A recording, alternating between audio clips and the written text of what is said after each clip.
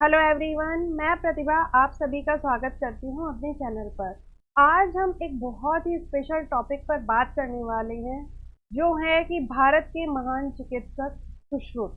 अगर हम बात करें कि जब से सृष्टि का निर्माण हुआ है, जब से ये सृष्टि बनी है, तभी से इंसान अपनी आयु और अपने स्वास्थ्य को लेकर, अपनी हेल्थ को लेकर हमेशा से ही सचेत रहा है।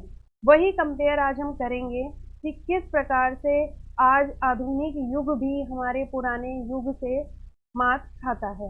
तो एक बार की मैं कहानी आपको सुनाना चाहूंगी छोटी सी।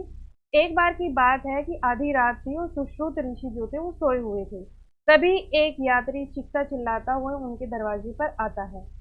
सुश्रुत उसे देखते हैं और उसे अपने घर में अंदर लेके जाते हैं, उसको आराम से बैठने के लिए कहते हैं। तभी वो देखते हैं कि उस यात्री की नाक कटी हुई थी। उसे देखकर वो अपने सर्जरी रूम में लेके जाते हैं, जहाँ बहुत सारे यंत्र सर्जरी के लिए टंगे हुए थे।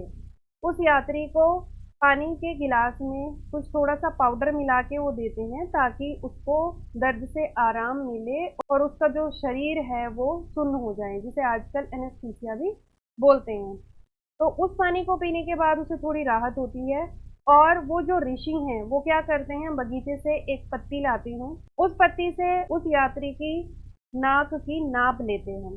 नाप लेने के बाद क्या करते हैं कि एक औजार से वो उसकी गाल से थोड़ा सा मांस निकालते हैं और वहां पर गाल पर पट्टी बांध देते हैं। पट्टी बांधने के बाद वो उस मांस का प्रयोग करते हैं उसकी यात्री की नाक बनाने में। वह ऋषि मांस और दवाइयां लगाकर उसे नाक पर लगा देते हैं। फिर नाक पर घुंघची और लाल चंदन का महीन बुरादा छिड़क कर उसके बाद हल्दी का रस लगा देते हैं और उस पर पट्टी बांध देते हैं। यानी एक प्रकार से वो उसकी नाक की सर्जरी कर देते हैं। फिर उसको कुछ जड़ी बूटियों की सूची दी जाती है और वो कहते हैं कि एक सप्ताह के बाद आकर दिखाना। जो आज से लगभग 2500 वर्ष पहले सुश्रुत ने काम किया था, उसे आज हम प्लास्टिक सर्जरी के नाम से जानते हैं। वे ऐसे पहले चिकित्सक थे जिन्होंने शल्य प्रचार यानी सर्जरी क्रिया का प्रचार किया था, जिसे सिजेरियन ऑपरेशन भी कहते हैं।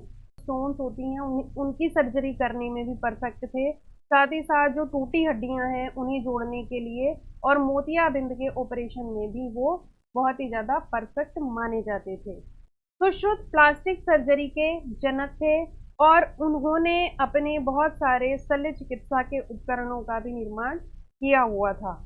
उनकी पुस्तक सुश्रुत संहिता में उन्होंने विभिन्न प्रकार के कम से कम 101 चिकित्सा उपकरणों की सूची दी है, जो उपकरण आज भी हूबहू उसी प्रकार से प्रयोग किए जाते हैं।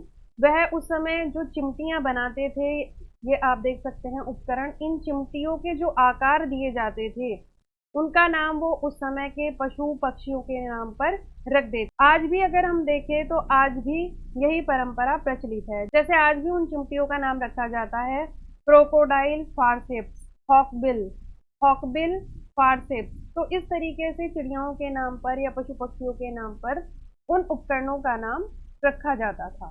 साथ ही साथ उन्होंने शल्य चिकित्सा के ऑपरेशन से पहले प्रयोग में आने वाले उपकरणों को गर्म करना और किस प्रकार से सावधानी रखनी, इन सब चीजों को भी सुश्रुत संहिता में वर्णित किया है। सुश्रुत ने वैद्य का दर्जा माता पिता के समान माना है। उनका कहना है कि जिस प्रकार माता पिता निस्वार्थ भाव से अपने पुत्र का पालन करते हैं, उसी प्रकार वैद्य को भी निस्वार्थ भाव से रोगी की सेवा करनी चाहिए।